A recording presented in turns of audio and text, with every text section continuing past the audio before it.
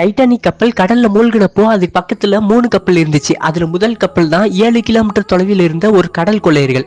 காப்பாத்த போய் எங்க நம்ம மாட்டி போன்னு டைட்டானிக் அனுப்பின சிக்னல் பார்த்தும் கூட எதிர் சிக்னல் அனுப்பிட்டாங்க. அடுத்து ரெண்டாவதா டைட்டானிக் மூழ்கிட்டு இருந்த இடத்துல இருந்து 16 கிலோமீட்டர் தொலைவில் இருந்ததுதான் கலிபோர்னியா கப்பல். இடையில ஏகப்பட்ட பனிப்பாறை இருந்ததுனால டைட்டானிக் அனுப்பின சிக்னலை பார்த்தும் கூட இந்த கப்பலிலேயே வர முடியல. அதுல மூணாவது இருந்த கப்பல் தான் 93 கிலோமீட்டர் தூரத்துல இருந்த ஆர்எம்எஸ் கார்பாத்தியா.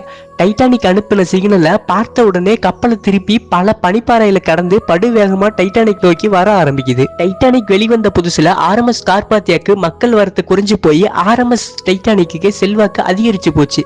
ரெண்டுமே ஒரே கம்பெனியை சேர்ந்த கப்பலா இருந்தாலும் நவீன வசதியோட ஆர்எம்எஸ் டைட்டானிக் வரவும் ரொம்ப நாளா உழைச்சிட்டு இருந்த ஆர்எம்எஸ் கார்பாத்தியா மக்கள் யாருமே கண்டுக்கல. இந்த ஆர்எம்எஸ் கார்பாத்தியா கப்பல் தான் டைட்டானிக் மூழ்கணைக்கு வந்து தண்ணியில தத்தளிச்சிட்டு இருந்த 705 மக்களை காப்பாத்தி கூட்டிட்டு வந்திருக்கு. மறக்காம லைக் பண்ணிட்டு சேனலுக்கு சப்ஸ்கிரைப் பண்ணிடுங்க.